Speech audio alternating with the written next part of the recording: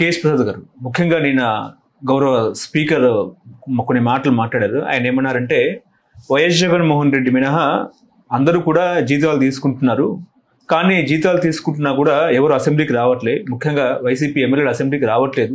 ఒక సంస్థలో ఒక ఉద్యోగి డ్యూటీకి రాకపోతే ఏ రకంగా అయితే సస్పెండ్ చేస్తామో ఆ రకంగా కూడా ఎమ్మెల్యేల పరిధిలో ఉన్న విషయాన్ని మేము చూసి చట్టపరంగా చర్యలు తీసుకుంటామన్నట్టు కూడా స్పీకర్ గారు మాట్లాడారు.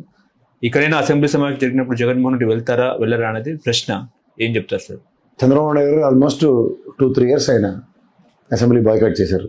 ఆ టైంలో జీతం తీసుకున్నారు లేదా ఒకసారి చెక్ చేసి చెప్పుకోమండి స్పీకర్ గారు. అసలు ఏమైనా అర్థం ఉందా ఆ డిస్కషన్కి? ఆయన ఒక స్పీకర్ చైర్లో ఉండే జీతభత్యాల గురించి మాట్లాడడం, పైపచ్చు ఒక 60 పని దినాల్లో ఒక రోజు అటెండెన్స్ ఉంటే సరిపోతుందన్న క్లాస్ వాళ్ళ దగ్గరే పెట్టుకుని ఏం మాట్లాడుతున్నారు అవుట్ ఆఫ్ ద బాక్స్. ఇప్పుడు ఇంజనీరింగ్ కాలేజీలో నేను మీరు డిగ్రీలు చదువుతున్నప్పుడు 70% అటెండెన్స్ కంపల్సరీ అయినా 100 రూలు ఉందా లేదా? ఉందా? మీరు చదువుతున్నప్పుడు మేము చదువుతున్నప్పుడు మాకు అటెండెన్స్ నేను కంపల్సరీ ఉండేది కాదు. అటెండెన్స్ ఒక క్లాస్లో వెనక బెంచ్ నుంచి కూడా బయటకు వచ్చి కాలేజీలో ఉన్నప్పుడు ఎప్పుడైనా మా ప్రిన్సిపల్ గారికి దొరికినా లేకపోతే మా లెక్చరర్ గారికి దొరికినా 4 తిట్లు తిట్టేవారు. అది తిడతారని చెప్పి మేము పని అయితే ఇప్పుడు మనీ వాళ్ళం కదా, మా మటుకు మేము గోడకంతే వెళ్ళి వాళ్ళం. ఎగ్జాంపుల్ చెప్తున్నాను. అట్లా ఈ ప్రభుత్వాలు కానీ గత ప్రభుత్వాలు కానీ ఏదైనా ఒకసారి వెనక్కి వెళ్ళి ముందుకెళ్ళి రిఫరల్ చేసుకుంటే ఎవరెవరు ఎంతమంది అసెంబ్లీలు బాయ్కాట్ చేశారు, ఎవరెవరు ఎంతమంది జీతాలు తీసుకోకుండా ఉన్నారు, ఎంతమంది జీతాలు తీసుకుని పనిచేశారు, ₹1 జీతం తీసుకున్న చంద్రబాబు రామారావు గారు తెలుసు మనకి. సో ఇవన్నీ చూడకుండా మనం ఈ 60 రోజులకి ఏమైనా అమెండ్మెంట్ చేయగలిగితే కాన్స్టిట్యూషన్ అమెండ్మెంట్ చేసి కంపల్సరీగా వాళ్ళు అసెంబ్లీ సమావేశాలకు రావాలన్న క్లాసు అమెండ్మెంట్ తీసుకురండి. లేదంటే గౌరవ ఎలక్షన్ కమిషన్కి వీళ్ళు ఎప్పుడైతే రారు అసెంబ్లీకి డిస్క్వాలిఫై చేయడానికి ఒక క్లాసెస్ ఉన్నాయి, ప్రివిలేజెస్ ఉన్నాయి. లేదంటే స్పీకర్కి ఓ డిస్కషన్ సూపర్లేటివ్ డిస్కషన్స్ ఉన్నాయి, చూపించమనండి. అప్పుడు మాట్లాడదాం దాని గురించి. అన్నీ వాళ్ళ దగ్గరే పెట్టుకుని కేవలం అపోజిషన్లో ఉన్న మీరు ఆడిపోసుకోకపోతే మొన్న మీరు పెట్టిన సమావేశాలు ఎంతమంది గైర్హాజరయ్యారో గౌరవ ముఖ్యమంత్రి గారు క్లాస్ స్పీకర్ మీ ఎమ్మెల్యేలందరికీ అవి మాకు వర్తించవు. సూక్తులు మేము చెప్తాం అంతే. వాళ్ళేమో ప్రతిపక్ష హోదా ఇవ్వరని, వీళ్ళేమో అసెంబ్లీకి రారని కోర్టు నిర్ణయిస్తుంది కదా సార్. రేపు కోర్టులో ఉంది అది. కోర్టు అపోజిషన్ ఇమ్మంది అనుకోండి, ఇస్తే అప్పుడు వెళ్తారో వెళ్ళరో అప్పుడు చర్చ పెట్టండి. మేము అపోజిషన్ కింద కన్సిడర్ చేయం. After all Pulivendula MLA, after all Yerragondapalem MLA ఇవి మాడుతుంటే when your intentions and contentions have been exhibited, why the hell they'll take a call? డెఫినెట్గా వస్తారు. పులివెందుల సమస్యలు ఉన్నప్పుడు ఆల్రెడీ మెడికల్ కాలేజీ మీద ఇష్యూ నడుస్తుంది. ఆ ఇష్యూ క్లియర్ అప్ అయినప్పుడు రేపు నెక్స్ట్ అసెంబ్లీ సమావేశాలకు వస్తారో లేదో వెండి తెర మీద వేచి చూడండి. ఓకే. కేఎస్ ప్రసాద్ గారు ముఖ్యంగా ఏంటంటే మంగళవారం మరో 3,000 కోట్లు అప్పు కాదు రుణం తీసుకున్నారనేది ఒక చర్చ. 17 నెలల చంద్రబాబు పాలనలో ప్రజలపై అప్పుల భారం, కూటమి ప్రభుత్వం వచ్చాక దాదాపుగా 2,27 కోట్లు అప్పు అన్నట్టు కూడా మాట్లాడుతున్నారు. ఇందులో బడ్జెట్ అప్పులే 1,40,600 కోట్లు, బడ్జెట్ బయట అప్పులు 86,383 కోట్లు. అయినా ఆడబిడ్డ నిధి, నిరుద్యోగ భృతికి ఎగనామం అన్నట్టు కూడా మాట్లాడుతున్నారు. ఇప్పుడు బడ్జెటేతర రుణాలు, బడ్జెట్లో పెట్టిన రుణాలు ఆ రెండు మీరు లెక్క చెప్పారు. 1,47,000, 86,000 కోట్లు. వీళ్ళు ప్రతి రెండో మంగళవారం ఆర్బీఐ బాండ్లు వేలంలో పోతున్నారు. ఆన్ అగ్రిగేట్ 2,000 కోట్లు ఎత్తుకొస్తున్నారు. ఇది పూర్ణ కుంభం దగ్గర 2,27,000 కోట్లు అయింది.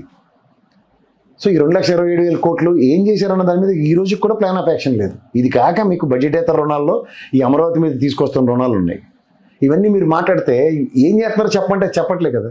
శ్వేతపత్రమో సిఆర్ఐడి ఒపీనియన్ పోల్ స్టార్ట్ చేసింది, మీరు గమనించట్లేదు.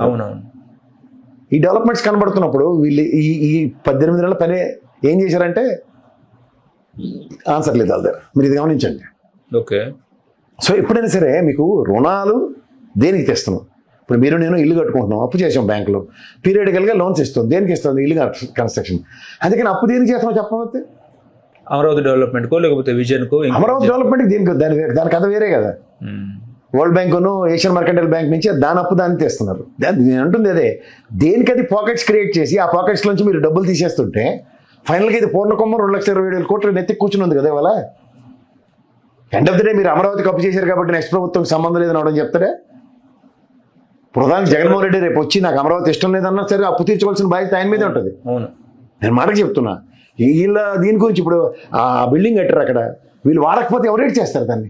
పర్యాటక శాఖ ఇచ్చి దానివల్ల ₹1 డబ్బులు వచ్చే కార్యక్రమంకి తెరలేపారు అనుకో, దానికి సస్టైన్ అయింది. ఈ బ్యాలెన్స్ షీట్ టాలీ అయ్యే టైంకి నెక్స్ట్ బడ్జెట్కి 490 కోట్లు దగ్గర ఖర్చు పెట్టిన పర్యాటక భవన్ రుచికొండది.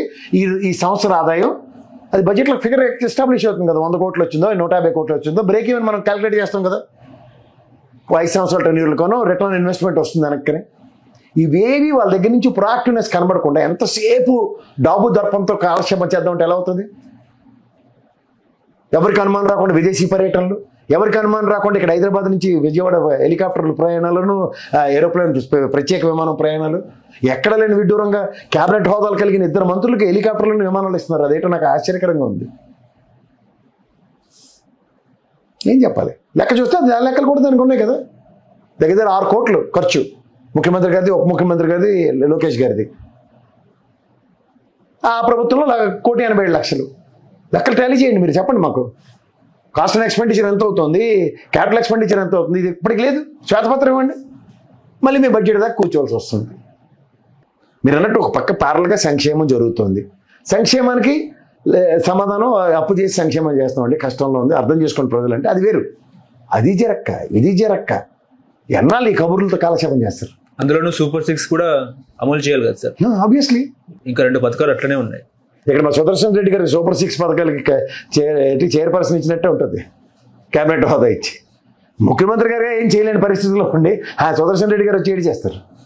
అలాగే ఉంటుంది అక్కడ కూడా.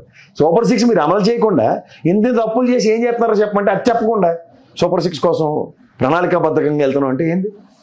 ఆడబిడ్డ అనేది నిరుద్యోగ భృతి అట్లనే ఉన్నాయి. ఇప్పుడు ఆడబిడ్డ అనేది నిరుద్యోగ భృతి పక్క దీని సార్, ఇంత తీవ్ర తుఫాన్లో వీళ్ళు సంవత్సరానికి 20,000 ఇస్తున్నారు. ఇప్పుడు ఇంకా 35,000 బాకీ ఉన్నాయి ప్రజలకి. అది ఇచ్చిన తక్షణ సాయంగా ఉంటుంది కదా. వీళ్ళు ఇస్తాను పథకమే కదా. 34,000 కోట్ల పైసలుగా కేంద్ర రాష్ట్ర ప్రభుత్వాలు ఇచ్చినవి ఇక్కడ ప్రజలకు అంది. ఈ ప్రభుత్వంలో శూన్యం 14 నుంచి 19 దాకా. అలాగే కొట్టుకెళ్ళిపోదామని నిశ్చయించుకున్నట్టుకున్నారు ఈ ప్రభుత్వం, ఈ టెన్యూర్ కూడా. నాకు తెలిసి ఈ ప్రభుత్వం విధానం ఎలా ఉందంటే, ఇంత చేసిన జగన్మోహన్ రెడ్డికే ప్రజలు 11 సీట్లు ఇచ్చారు. ఏమి చేయకపోతే మనకి ఇస్తారో ఎవరో వాళ్ళ చేతిలో ఏం లేదు, చేసిన ఎవరు చేయకపోయినా ఎవరో అన్న లాజిక్తో వర్క్ చేస్తున్నట్టుగా ఉంది. మీరు గమనించారు ఇది? ఇదే టెన్యూర్ ముందుకు కొనసాగితే ఏంటి పరిస్థితి? ఏం లేదు, ఇస్తాడని ఆశ కొద్దీ ఇస్తే దురాశ దొక్కానికి చేయడం కథ చెప్తారు మనకి లాస్ట్కి. జగన్మోహన్ రెడ్డి మళ్ళీ వచ్చి నా పద్ధతి ఇది, నా పద్ధతి నేను ఇదే చేస్తానని చెప్పి ఆయన చెప్తాడు. ప్రజలు నిర్ణయించుకోవాలి, మన చేతిలో ఉంటుంది. అప్పులు పెరుగుతూ ఉంటే ఇంకోవైపు ఛార్జీలు, లేకపోతే ధరలు, నిత్యావసర ధరలు ఎలా ఉన్నాయండి? ఎవడైనా బతకగలుగుతున్నాం మనం? ఆ ట్యాక్సులతో వీళ్ళు మన ఉద్ధరిస్తున్నారు. Common people are real strugglers. ఏ ప్రభుత్వం వచ్చి కూడా పెట్రోల్ గురించి అన్ని కబుర్లు చెప్పారు. పెట్రోల్ రేట్ ఏది వీళ్ళ దగ్గర నుంచి ఒక్క ప్రొయాక్టివ్నెస్ ఉందా? కరెంట్ రేట్ల మీద బాదురే అని మన బాధారు, మళ్ళీ తిరిగి బాధేస్తున్నారు, వచ్చి చెప్పే చేస్తున్నారు అన్ని వాళ్ళు. అందుకని నాకేం కొత్తదనం ఏం కనపట్లేదు. ఓకే, హలో, తెలుగు రాజ్యం ఛానల్ చూస్తున్నారా? సామాజిక రాజకీయ జీవన చిత్రణే తెలుగు రాజ్యం. అతిశయోక్తులు, అసత్యాలు ఉండవు. రాజకీయ కోణం కాదు, ప్రజా కోణమే కొలబద్ద. తెలుగు రాజ్యం వీక్షణ మీ ఉత్తమ అభిరుచికి నిదర్శనం.